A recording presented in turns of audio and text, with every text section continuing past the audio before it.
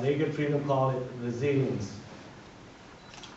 And I'd like to tell you in my heavy accent that I am from Dominican Republic. I was born in Villa Duarte, the son of a very humble family,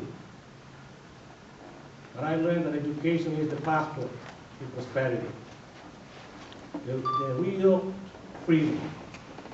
And that is what Lawrence needs, education. That's the reason why I supported the takeover of the schools. Some people didn't like it, but it is time for us to take the bull by the horns. This city is intervened because of the people that have lived here with a double standard, allowing things to happen, allowing a two-digit unemployment rate, allowing that to happen. They just want to be comfortable, but the city has been like that. The rest of the people have been like that for decades. We are talking about prosperity in the city of Lawrence, a higher tax base in the city of Lawrence. How would you achieve that? That won't happen overnight. Let's not cheat ourselves. Let's not cheat ourselves. That won't happen overnight. We need education, real education.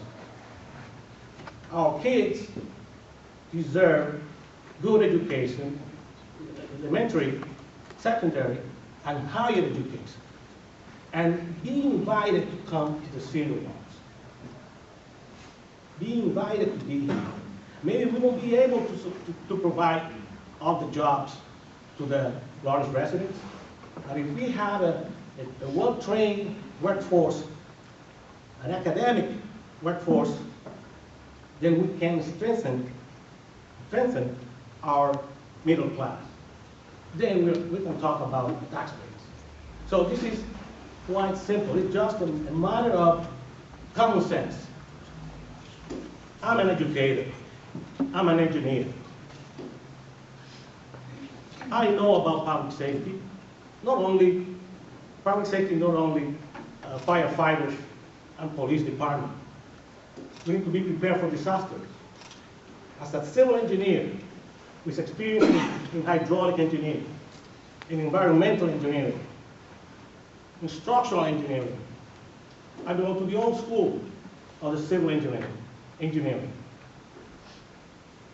That knowledge, that experience gives me common sense to make right decisions with the right people. That's why I want to professionalize the entire city hall. I won't have a group of people not well trained just because of, I don't want political cronies in the right positions. I need the right person for the right position. And I won't play this double standard thing that many people are playing with. For years, it's time for us to change. And the last disaster, and I'm very disappointed, is what we have as the administration. And whoever plays and support this kind of administration is making a big error. Because we don't have the right people in the boards and commissions. The people that are suitable to have those positions, to work on those positions. And that's what Marcos Devers, with experience, with the knowledge that I have learned, with my humility, but at the same time, with my firmness, I'm willing to do the right thing for the city of Lawrence. Once and for all. I went to Japan for a year. I went to Italy to learn remote sensing. I worked in Santo Domingo in Puerto Rico, and I'm here, your city councilor, your council president, your first Latino mayor for a short time, interim mayor, and your state representative. And I'm honored with your vote, and I ask you for your vote. Once again, I will not disappoint you. Just for the first question, I will give each one of you a minute and I will time it.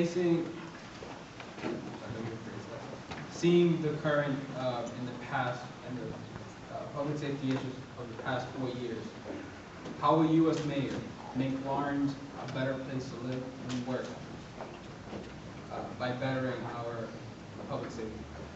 And I'll start with Dan.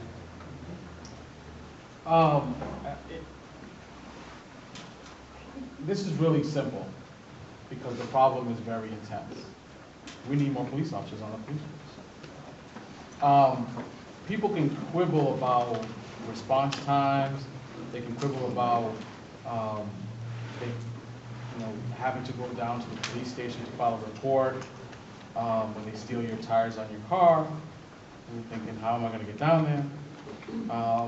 We can quibble about those things, but we cannot quibble about that until we actually have police officers on our force to respond to these things.